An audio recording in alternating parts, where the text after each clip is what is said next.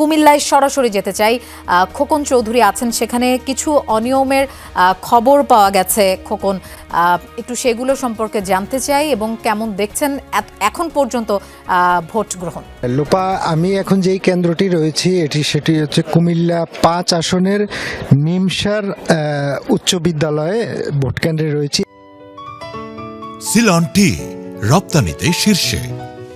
এখানে নারী পুরুষ মিলিয়ে মোট 9টি বুথ রয়েছে। 9টি বুথের মধ্যে 2টি নিচতলায়, 2টিতে সিসি ক্যামেরা দ্বারা নিয়ন্ত্রিত, আর উপরের 7টি কক্ষই কিন্তু এখানে সিসি ক্যামেরা নেই। তো যেসব সিসি ক্যামেরা নেই এইসব বুথে আমরা ঘুরে যেটি দেখেছি, 3টি বুথে আমরা একাধিক একজন প্রার্থীর 2জন করে পোলিং এজেন্ট পেয়েছি, এবং অন্যান্য যে বুথে ঘুরেছি অনেক প্রার্থী আবার এজেন্ট দিতে পারেনি। তো এখানে ভোটারের উপস্থিতিও কিন্তু আমরা গত প্রায় 1-1.5 ঘন্টা ধরে আমরা অনুসরণ করছি কেন্দ্রটিকে।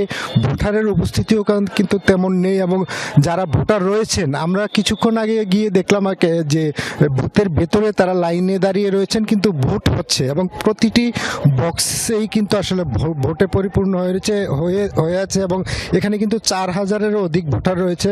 কিন্তু ভোটারের উপস্থিতি না থাকলেও আসলে রহস্যজনকভাবে কিন্তু ভোট পড়ছে, এবং ভোটারদের যে লাইন সেটি কিন্তু আমরা কক্ষের ভিতরে দেখতে পেয়েছি। এখানে কথা বলেছিলাম যিনি প্রিজাইডিং অফিসার রয়েছেন, যে আসলে সিসি ক্যামেরা না থাকার কারণ কি সেটি প্রথমে তিনি বলেছিলেন যে এখানে সিসি ক্যামেরা দ্বারা নিয়ন্ত্রিত। পরে তিনি এক প্রকার বলেন যে এখানে আসলে বাধ্যবাধকতা নেই, 2টিতেই সিসি ক্যামেরা রাখা হয়েছে, আর বাকি যে মাঠে রয়েছে মাঠে সিসি ক্যামেরা দ্বারা নিয়ন্ত্রিত। ফলে আসলে ভোটের আসলে কতটুকু সুষ্ঠু পরিবেশ সেটি নিয়ে কিন্তু আসলে এই কেন্দ্রে আসার পর একটি প্রশ্ন কিন্তু উঠেছে। যদিও মানুষ যারা এখানে যারা এজেন্ট রয়েছেন তাদের পক্ষ থেকে যদিও কেউ এর কোনো অভিযোগ করেননি, কিন্তু আসলে যারা ভোটার রয়েছেন বা সাধারণ মানুষ তাদের মাঝে কিন্তু একটি প্রশ্নের উদ্বেগ সৃষ্টি করেছে।